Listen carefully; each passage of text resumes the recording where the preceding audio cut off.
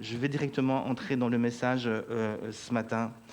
Ce matin, lorsque je conduisais pour venir ici à l'église, soudainement le Saint-Esprit me saisit et puis il me dit parle à tes enfants, et dis-leur ce que je mets dans ton cœur.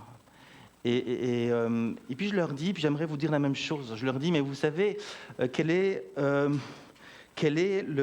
la chose, ou plutôt le pouvoir que Dieu donne à chaque homme et à chaque femme? Quelle est la chose la plus puissante? Quel est le pouvoir le plus... Dieu donne aux hommes, que ce soit des inconvertis ou des enfants de Dieu, nous sommes tous égaux par rapport à ça, mais il y a une chose que Dieu donne à l'homme et qui est certainement la chose la plus puissante qu'il possède. Et cette chose, quelle est-elle? C'est le pouvoir de choisir. C'est le pouvoir de choisir. Le diable ne peut pas nous empêcher de choisir. Il peut nous influencer dans nos choix, comme le Saint-Esprit d'ailleurs nous influence dans le choix, mais il ne peut pas faire un choix à notre place, idem pour Dieu. Et aujourd'hui, si vous êtes là, je l'espère, c'est parce que vous l'avez choisi. Parce que lorsque tu choisis d'être là pour Dieu, lorsque tu choisis de servir Dieu, ça fait toute la différence. Choisis aujourd'hui de saisir la parole, choisis d'être heureux, choisis de sourire, quelle que soit l'épreuve que tu vis, choisis de lever les yeux vers Dieu. Ça fait toute la différence. Quand Dieu appelle une personne, il va déposer son appel devant nous. La Bible dit qu'il nous a choisi le premier, mais ça ne veut pas dire qu'il va faire le choix ensuite à notre place. Nous devons faire ce choix, nous-mêmes décider d'entrer dans ce que Dieu a prévu d'avance pour nous. Amen. Alors que nous faisons donc ce choix, aujourd'hui aussi et maintenant ce matin d'écouter, on a fait le choix de louer Dieu, on a fait le choix de l'adorer, on veut faire le choix ce matin aussi d'écouter sa parole. Et je voudrais continuer avec vous ce matin avec ce thème que j'ai appelé « Je ne manquerai de rien ». Je ne manquerai de rien. Et alors que je préparais ce message, quand je suis arrivé à la fin de ce message, je sentais que Dieu me disait « Michel, ce ne sera pas le dernier message. » Il y aura encore un message que je voudrais vous apporter sur ce sujet, parce que je vais rester dans la même pensée que dimanche dernier, ce matin. Mais il me semble qu'il est ensuite bon aussi de vous enseigner pourquoi aussi il est bon de donner. Pourquoi il est bon de donner? Donner est aussi un choix qui est extrêmement puissant. Je parlerai de ça une prochaine fois. Ce ne sera pas avant décembre parce que nous avons d'autres choses qui viennent dimanche prochain et dans 2 semaines. Mais ce matin, donc, on se centre sur la parole de Dieu. Je ne manquerai de rien. Il n'y a pas de PowerPoint, comme je l'ai dit. Je demande juste d'écouter. Je vais citer des versets. Ce thème est donc inspiré du psaume 23. Le psaume 23, le verset 1 que vous connaissez bien. Et le psaume 23, verset 1 dit « L'Éternel est mon berger, je ne manquerai de rien. L'Éternel est mon berger, je ne manquerai de rien. » Nous sommes ici face à une promesse qui est juste incroyable. Est-ce que vous vous rendez compte quelle merveilleuse promesse nous avons ici dans ce psaume 23, verset 1 ? L'Éternel est mon berger, je ne manquerai de rien. Alors, quel est le but d'une promesse ? Le but d'une promesse est son accomplissement. C'est son accomplissement qui fait qu'une promesse est merveilleuse, n'est-ce pas ? Nous ne pourrions pas dire qu'une promesse est merveilleuse si elle ne s'accomplit jamais. À quoi ça sert d'avoir des promesses si ces promesses ne s'accomplissent jamais? Et vous devez donc comprendre que le but d'une promesse est son accomplissement. Quand Dieu donc donne une promesse, ce n'est pas juste pour qu'on puisse la lire. On doit la lire parce qu'on doit connaître ce que Dieu dit. Mais Dieu veut que non seulement, bien sûr, on prenne connaissance de cette promesse, mais qu'on puisse ensuite s'attendre à la vivre. Parce que c'est exactement ce qu'il veut faire. Donc quand Dieu dit dans la parole de Dieu, si tu fais de l'Éternel ton berger, tu ne manqueras de rien, Dieu est exactement en train de dire ce qu'il est en train de dire. Il est en train de dire que si tu fais de Dieu ton berger, si tu fais de Dieu ton Père, si tu fais de Dieu ta source, ta unique source, alors tu ne manqueras de rien. Alors je prendrai soin de toi dans tous les détails de ta vie. Alors je répondrai à tous tes besoins. Il y a un vide dans ton cœur. Parce que tu as fait de moi ton berger, je vais remplir ce vide. Tu as des blessures dans ton cœur. Parce que tu as fait de l'Éternel ton berger, je vais guérir ces blessures. Tu as des chaînes dans ta vie. Parce que tu as fait de l'Éternel ton berger, je vais briser ces chaînes. Et quel que soit le besoin, tu as un obstacle devant toi, Dieu va agir. Nous sommes en train de parler de quelque chose de surnaturel ici. De surnaturel. Dieu est en train de promettre qu'il va agir. Qui dans ce monde peut prétendre ce genre de choses ? Nous, les enfants de Dieu, nous pouvons prétendre que si Dieu est notre berger, il sera avec nous. Il y aura un soutien spirituel. Il y a quelque chose du ciel. Il y a quelque chose qui n'est pas dans ce monde, qui est là, qui est pour nous. Il s'appelle Dieu, notre berger, Jésus. Et il est prêt à se manifester dans notre vie, dans notre cœur, si je fais de l'Éternel mon berger. C'est donc une promesse, mais avec une condition. Une condition. Et la condition est simple, c'est de faire de l'Éternel mon berger, c'est-à-dire c'est de mettre en Dieu une confiance totale et sans compromis. C'est la condition. Les promesses de Dieu, les bénédictions de Dieu ne vont pas tomber tout seuls comme ça dans nos vies.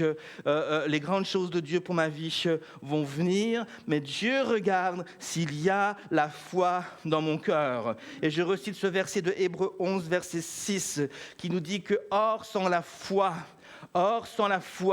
il est impossible de plaire à Dieu. » Or, sans la foi, il est impossible de plaire à Dieu. Celui qui s'approche de Dieu doit croire qu'il existe et qu'il récompense ceux qui le cherchent. Donc, quand tu t'approches de Dieu, Dieu ne regarde pas la couleur de ta peau. Dieu ne regarde pas forcément comment tu es coiffé ce matin. Dieu ne regarde pas si tu es un homme ou une femme. Ce n'est pas ça qu'il regarde en premier. Quand tu t'approches de Dieu, il regarde d'abord si tu as la foi. Il regarde, c'est ça qui le touche, c'est ça qui l'intéresse. Et ce matin, je veux m'approcher de lui. Oui, je suis un homme. Oui, je suis un homme.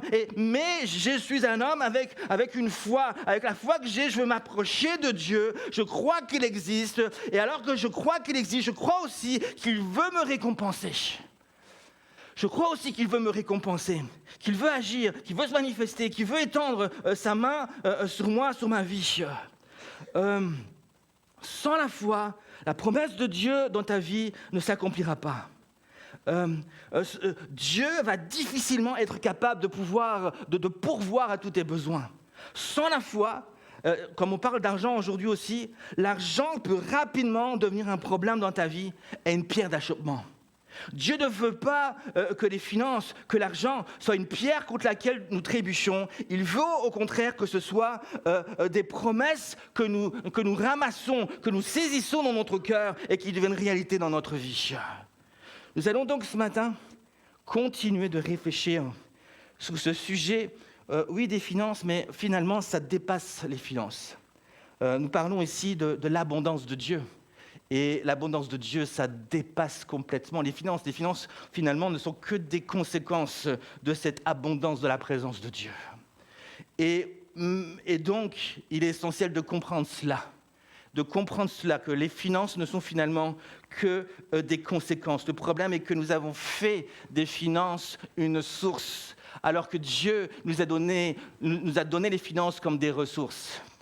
Et Dieu, lui, est notre source. Et c'est ça le message que je cherche à vous communiquer encore ce matin. Alléluia. Alors, allons un peu plus loin et essayer de comprendre, puisque la foi est importante, comment un enfant de Dieu est appelé à exercer sa foi en Dieu dans le but de ne jamais manquer de rien. On va essayer de réfléchir à cela. vraiment comment exercer notre foi de la bonne manière et essayer de comprendre un peu les mécanismes de tout cela.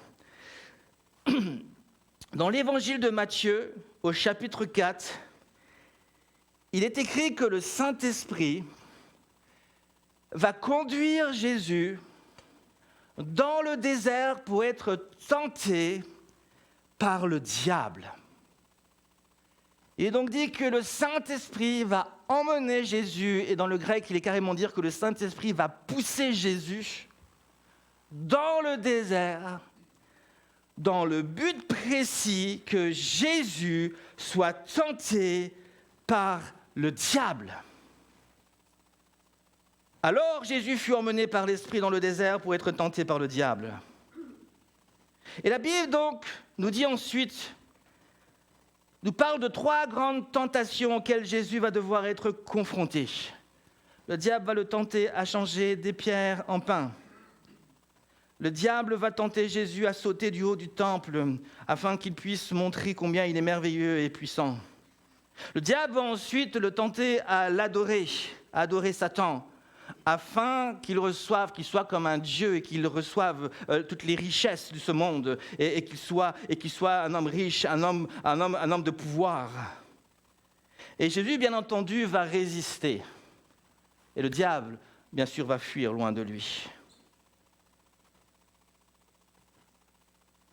Et nous allons réfléchir à cela parce qu'il y a beaucoup de choses que ce passage nous enseigne pour comprendre comment exercer notre foi en Dieu et qu'est-ce qui se passe exactement lorsque nous plaçons notre foi en Dieu.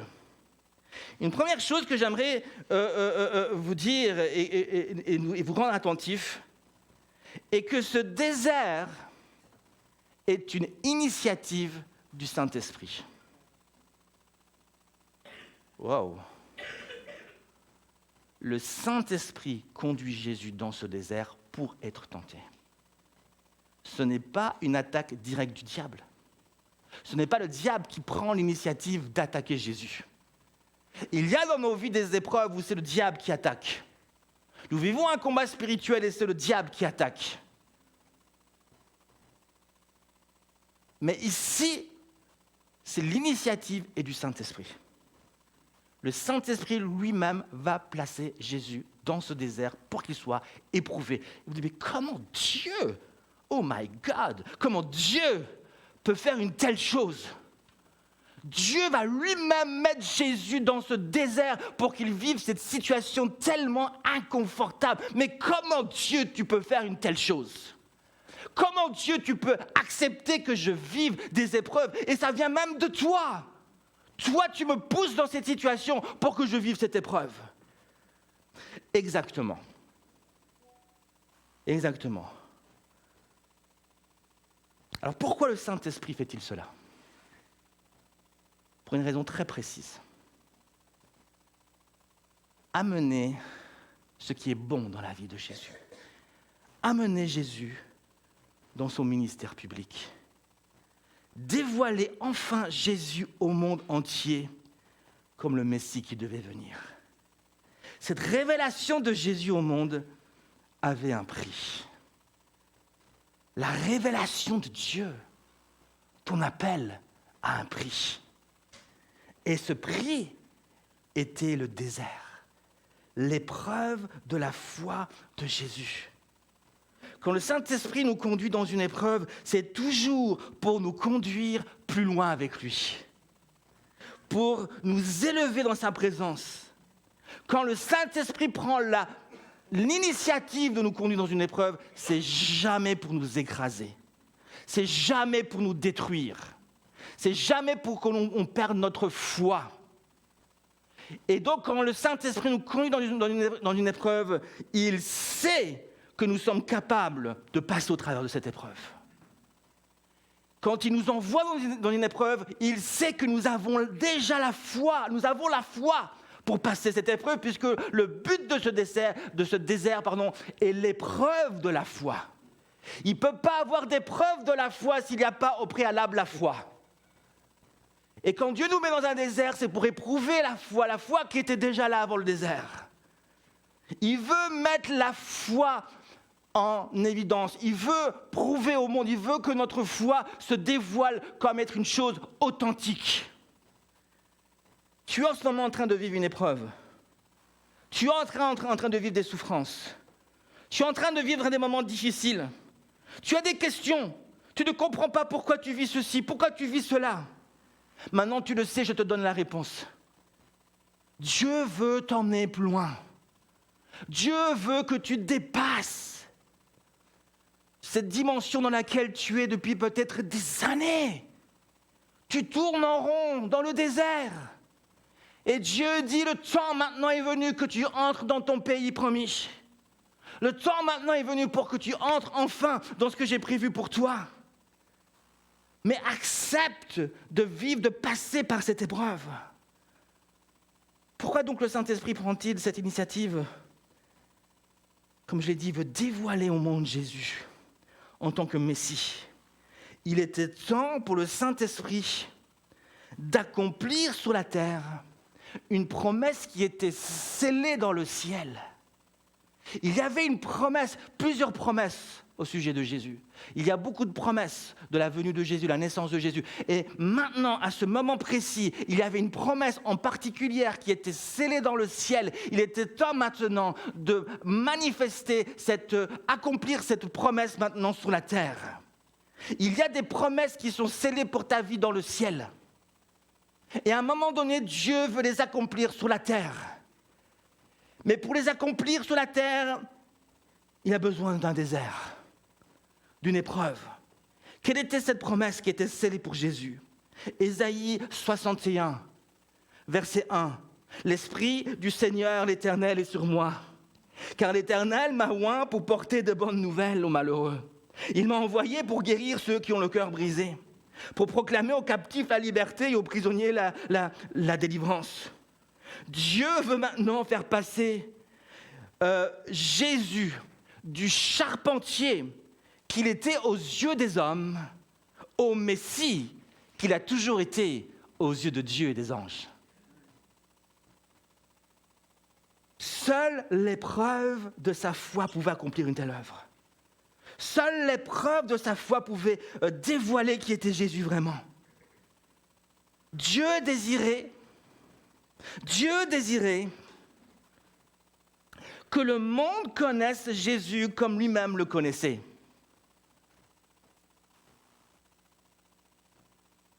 Et Dieu donc veut dévoiler son appel profond de Jésus. Mais pour cela, un désert est obligatoire. Les déserts sont des passages souvent obligatoires pour dévoiler au monde ce que nous avons toujours été aux yeux de Dieu. En ce moment même, les gens du monde te regardent et ne te connaissent pas comme Jésus te connaît. En ce moment même, le monde peut-être te regarde et voit une personne que Dieu ne voit pas. En ce moment même, les gens du monde regardent, mais ne voient pas ce que Dieu voit. Il y a des choses qui sont cachées à leurs yeux. Il y a des choses que les gens ne voient pas et que Dieu seul voit. Mais à un moment donné, Dieu dit, il faut que je mette ça en lumière. Il faut que je libère ces choses pour le faire aller plus loin. Et donc, il y a cette épreuve de la foi. Voici ce que je crois. Je crois que notre foi a besoin d'être éprouvée pour qu'elle puisse amener des promesses scellées dans le ciel, sur la terre. Je crois que l'épreuve de notre foi est nécessaire pour dévoiler ce que Dieu cache pour nous dans le ciel. Tous les hommes de foi ne sont pas des hommes de foi seulement parce qu'ils ont cru en la parole de Dieu, mais parce qu'ensuite ils sont passés par l'épreuve de la foi. Tu n'es pas un homme de foi juste parce qu'un jour tu as cru en Dieu. À un moment donné, il va falloir que tu montres à Dieu que ta foi est authentique. Il va falloir que tu montres à Dieu et aux hommes que ta foi est vraie, que ta foi est puissante. Si donc ce que je dis est vrai, ça veut dire que tous les hommes de Dieu dans la parole de Dieu, à un moment donné, ils ont cru, mais ils ont dû ensuite être éprouvés dans leur foi. Prenons par exemple Abraham. La Bible dit dans Romains 4, verset 3, que Abraham crut à Dieu et cela lui fut imputé à justice. Ce qui veut dire que lorsque Dieu s'est approché d'Abraham et que Dieu lui a donné la promesse, Dieu lui a dit, regarde dans le ciel, compte les étoiles si tu arrives, voici comment sera ta descendance. Dieu a dit, regarde le sable, compte un peu les grains, si tu arrives à compter les grains, parce que ta descendance sera aussi nombreuse. Dieu lui donne la promesse. Et Abraham, à un moment donné, croit à cette promesse. Alors qu'il croit dans son cœur, la Bible dit que Dieu lui imputa cela à justice. Abraham, à un moment donné, a la foi dans son cœur. Il croit, c'est un homme de foi à partir de ce moment-là. Cette promesse est scellée dans le ciel. Elle est scellée dans le ciel. Mais il y a une chose que nous oublions, car ce n'est pas enseigné dans nos églises. La foi que tu reçois par la parole de Dieu doit ensuite être éprouvée pour amener les promesses de Dieu à leur accomplissement sur la terre. Parce qu'une promesse qui est scellée dans le ciel et dans ton cœur n'a pas pour but de rester dans ton cœur. Elle a pour but d'être manifestée, que le monde le voit, que Dieu le voit, que les anges le voient, que le diable le voit et que la gloire de Dieu soit donnée à Dieu. Mais si ça reste dans ton cœur, comment on va le voir? Il faut qu'à un moment donné, la gloire de Dieu se manifeste. Et donc, Abraham a la promesse. Personne n'était avec lui. Et personne ne savait vraiment ce qu'il avait vécu. Mais à un moment donné, il faut que ça se révèle. Mais Dieu dit, il faut maintenant que cette promesse qui est scellée dans le ciel soit maintenant une promesse que j'accomplis pour lui sur la terre. Alors Genèse chapitre 22, verset 1 nous dit ceci. Après ces choses, Dieu mit Abraham à l'épreuve. Alléluia. Et lui dit, Abraham, et il répondit, me voici. Et Dieu va lui demander de donner son fils en sacrifice. Vous connaissez l'histoire. Et au moment où Abraham va tuer son fils, veut sacrifier son fils, chose terrible pour un père. Mais nous savons d'après Hébreux que dans son cœur, il savait que même s'il tuait son fils, Dieu avait la puissance de le ramener à la vie. Mais le verset 12 nous dit ceci. Alors qu'il est prêt à juste tuer son fils en sacrifice, un ange se manifeste et dit au verset 12, « N'avance pas ta main sur l'enfant et ne lui fais rien. » Écoutez bien, car je sais maintenant que tu crains Dieu et que tu ne m'as pas refusé ton fils, ton unique. Je sais maintenant, je vois maintenant, par cette épreuve, ta foi s'est dévoilée être une foi authentique. Elle est passée par l'épreuve. Elle a prouvé qu'elle est juste, qu'elle est vraie, qu'elle est totale, qu'elle est bonne. Tu crois en Dieu dans ta chambre, mais après tu sors de ta chambre et à la moindre tentation, tu tombes, tu trébuches. La foi se reçoit dans la soumission et elle est éprouvée dans l'obéissance. Et alors que tu obéis, la foi se révèle.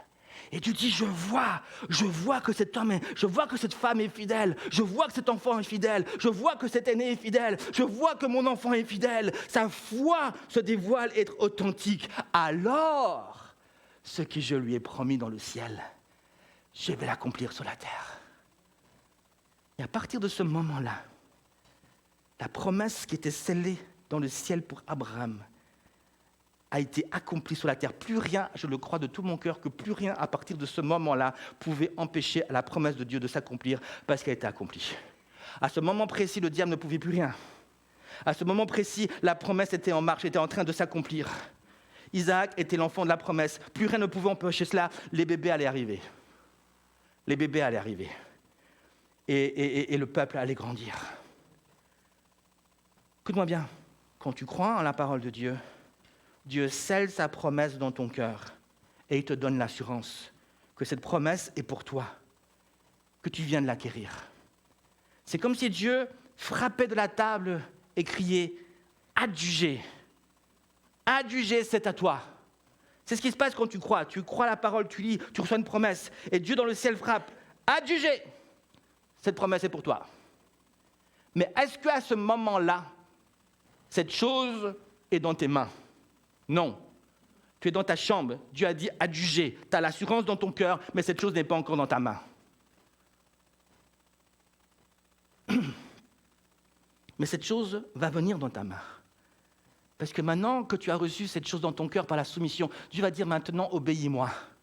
Et alors que tu m'obéis, je vais amener cette chose dans ta main. Je vais amener cette chose dans ta main. Parce qu'une promesse n'est pas appelée à rester dans le ciel. Toute promesse a été créée pour être accomplie dans la vie d'un homme. L'épreuve de la foi donc fait partie du processus de l'accomplissement des promesses de Dieu du ciel sur la terre. Aucun enfant de Dieu ne peut y échapper.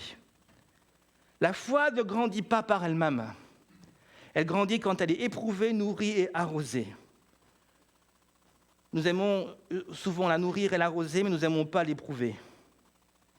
Mais si tu veux que ta foi grandisse, si tu veux que ta foi prenne de l'ampleur, si tu veux que ta foi puisse à chaque fois t'amener plus loin, parce qu'une fois que l'épreuve est passée, ta foi est sortie plus grande. Tu sais cela ? Dieu, tu reçois la foi dans la parole de Dieu. Tu lis la parole, tu reçois la parole de Dieu. Et avec cette foi maintenant, tu obéis, tu es éprouvé. Et à un moment donné, alors que tu es éprouvé, tu passes l'épreuve, Dieu accomplit pour toi les choses sur la terre. Mais qu'est-ce qui se passe ? Mais cette foi qui a été éprouvée, en fait, a grandi. Et donc te prépare pour une prochaine étape, pour une prochaine épreuve. Et alors que tu as la foi qui est plus grande, qui a été préparée dans l'épreuve qui vient de passer, tu vas pouvoir passer l'autre épreuve. Et l'autre épreuve va en faire grandir encore ta foi, qui va te faire passer à l'autre étape. Et quand tu arrives à l'autre étape, ta foi est encore plus grande. Et elle va te préparer à l'autre étape.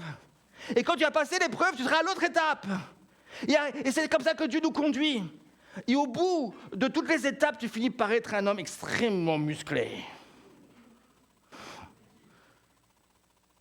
Parce que la foi est comme un muscle.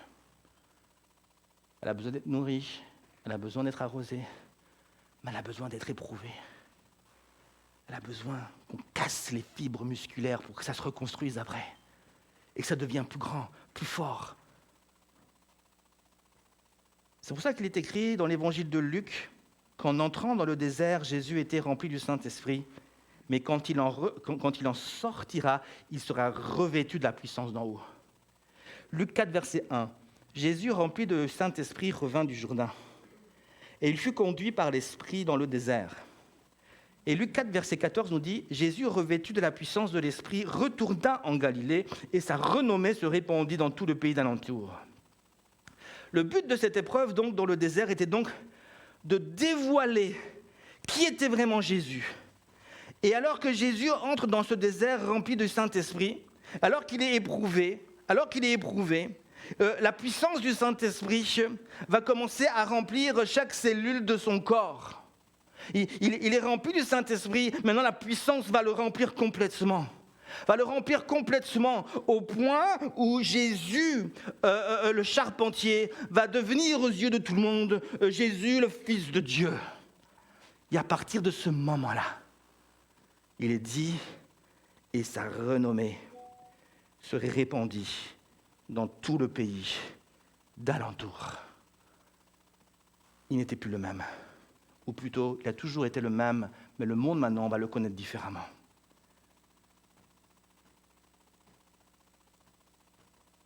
Je vous parle de ça parce que nous avons besoin de comprendre le processus de la foi, les principes, pour nous amener à avoir cette foi qui va nous permettre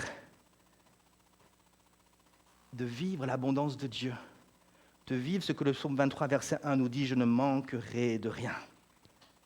Je ne manquerai de rien, c'est une promesse, mais il y a une condition, et la condition, c'est la foi.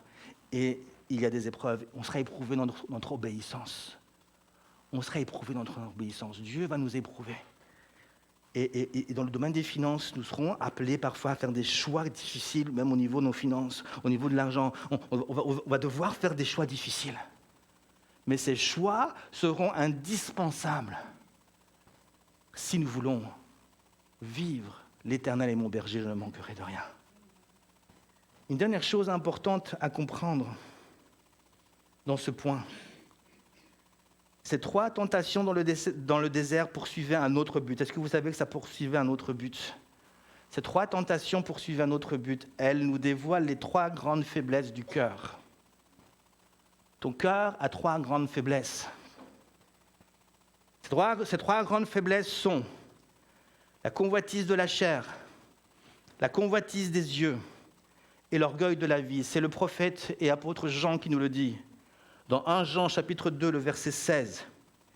Car tout ce qui est dans le monde, la convoitise de la chair, la convoitise des yeux, l'orgueil de la vie, ne vient pas du Père, mais vient du monde. Quand le monde demande à Jésus de changer les pierres en pain, c'est la convoitise de la chair. Quand le diable demande à Jésus de sauter du temple pour montrer combien il est merveilleux et puissant, c'est l'orgueil de la vie. Et quand Jésus lui montre toutes les richesses du monde, il lui dit « Je te donne tout ça, tu seras riche, tu seras comme un Dieu », c'est la convoitise des yeux. Et le diable va nous tenter sur ces 3 domaines pour nous faire tomber. Ces 3 grandes faiblesses donc sont la convoitise de la chair, des yeux et l'orgueil de la vie.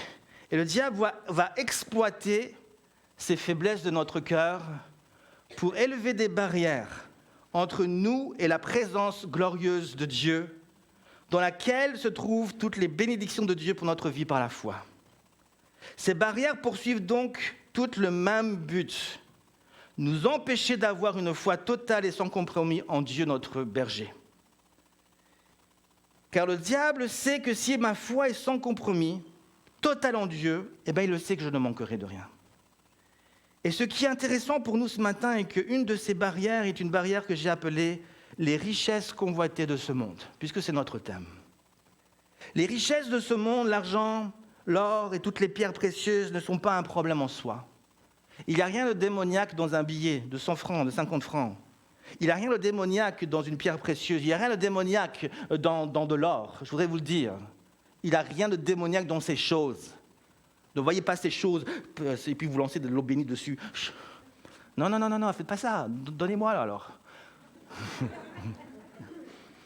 Il n'y a rien de démoniaque dans ces choses. Mais c'est notre façon de voir les choses qui va rendre les choses démoniaques. C'est lorsque il y a des pensées qui vont commencer à s'en mêler. Elles deviennent un problème quand elles sont convoitées. Quand les richesses sont convoitées, ça devient un problème. Lorsque les richesses sont convoitées, quand notre cœur se laisse distraire pour se détacher de Dieu et s'attarder sur les choses de ce monde. Nous convoitons une chose lorsque notre cœur se centre sur cette chose et cultive des pensées mensongères venant du diable. Dès lors, on dira par exemple qu'une femme est convoitée lorsque cette femme... vous êtes d'accord, il n'y a aucun problème avec les femmes. Il n'y a rien de démoniaque avec une femme. Mais le problème maintenant est que lorsqu'un homme regarde une femme, on peut tous regarder une femme, c'est parce que je regarde une femme que je suis en train de la convoiter. Je ne suis pas en train de te convoiter, madame. Je ne suis pas en train de vous convoiter. Mais maintenant... Bon, ma femme, c'est autre chose. Mais... je ne suis pas en train de la convoiter. Mais maintenant, si je regarde une femme, qu'est-ce qui va se passer ? Il y a des pensées qui vont venir maintenant. Le diable va venir. Il y a des pensées qui vont venir, des pensées mensongères qui vont venir. Et ces pensées vont venir et ils vont commencer à m'enseigner que voilà, cette femme, elle est plutôt belle, et ainsi de suite. Il y a tas de choses de pensées qui vont venir. Et à un moment donné, toutes ces pensées vont venir dans ma tête et vont finir par me convaincre que cette femme, elle est faite pour moi, pour être heureuse. On dira donc qu'une femme est convoitée lorsque cette femme apparaît à l'esprit de l'homme comme sa propre femme, alors qu'elle appartient à un autre.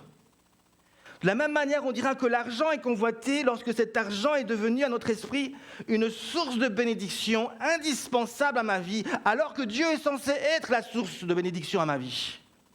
Donc, en d'autres termes, la convoitise va déplacer les choses. La convoitise va changer l'ordre des choses. Elle met le désordre, la confusion. Elle met les choses à la mauvaise place.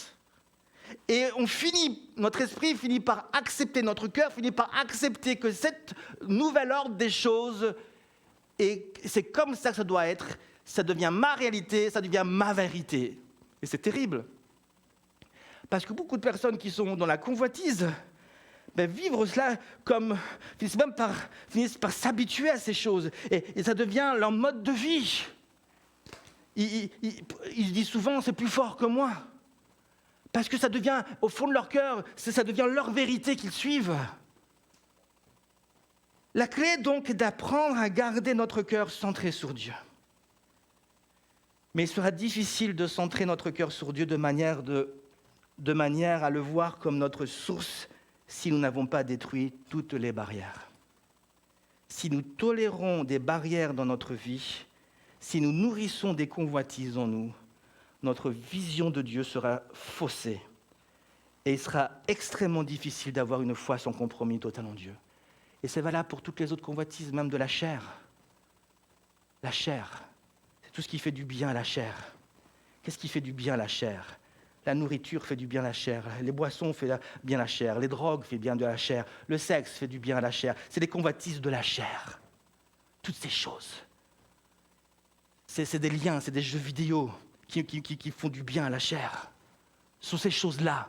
Et quand ces choses-là font du bien, ce sont des barrières. Le diable profite de ces choses pour élever des barrières entre moi et sa présence. Ça ne veut pas dire que je ne peux plus jouer à ces choses, vous avez compris. La convoitise, c'est quand ces choses deviennent une vérité, deviennent quelque chose d'indispensable. Je ne peux pas m'en passer, ça répond à un besoin.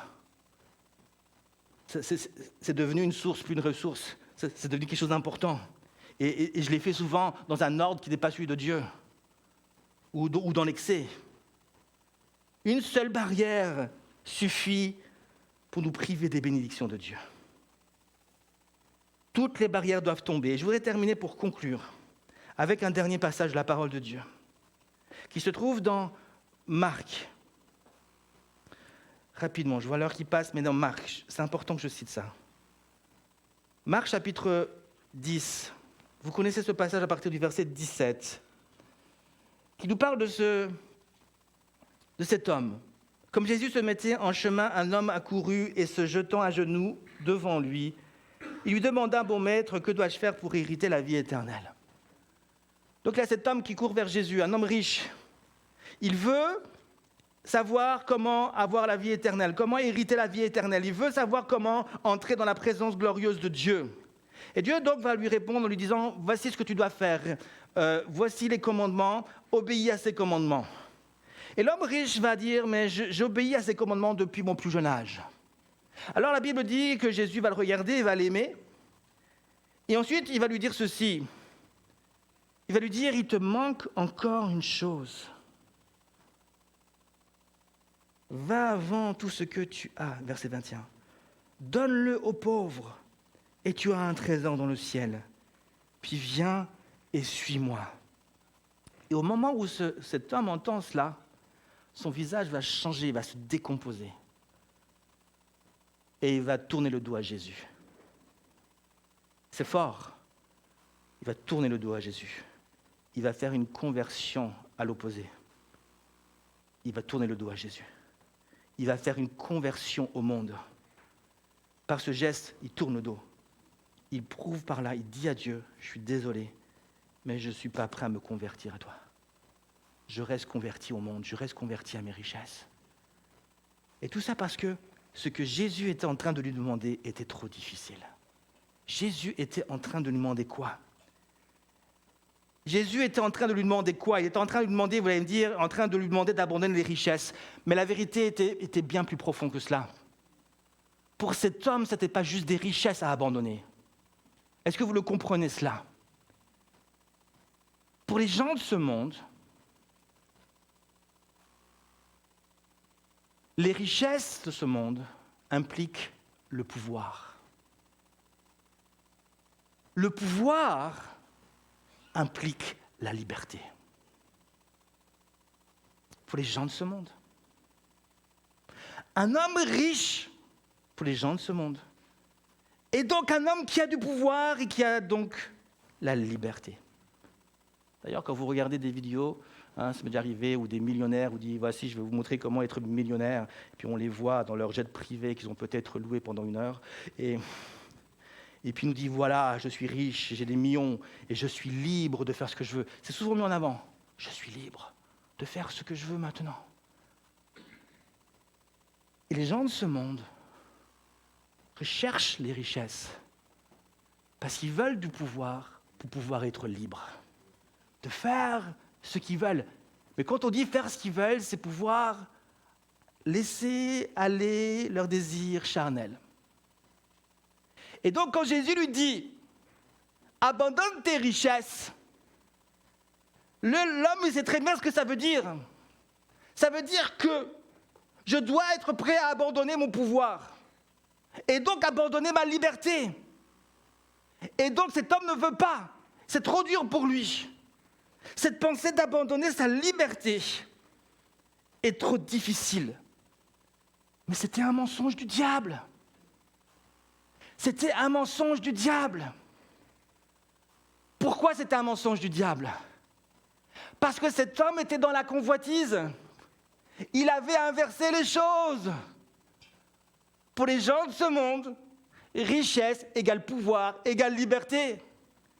Pour les enfants de Dieu, liberté égale pouvoir égale richesse.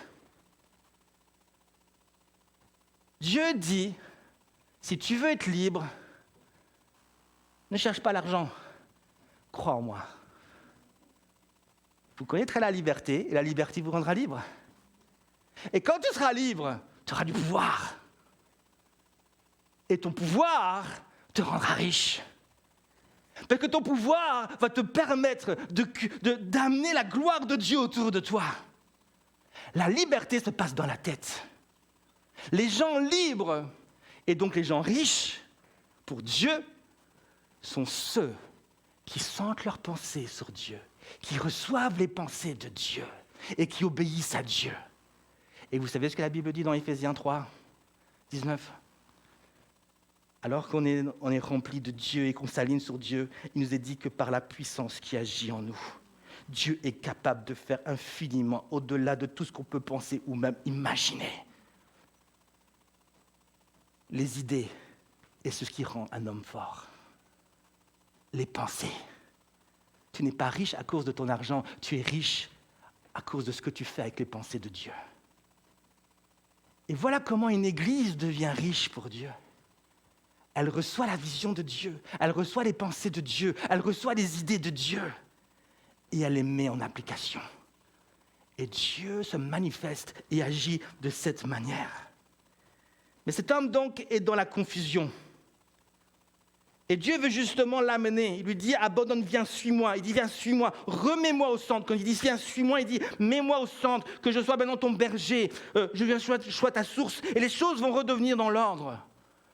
Mais il ne peut pas, parce qu'il est dans un combat spirituel terrible. Et je comprends certaines personnes qui sont dans la convoitise, vous êtes dans un combat spirituel.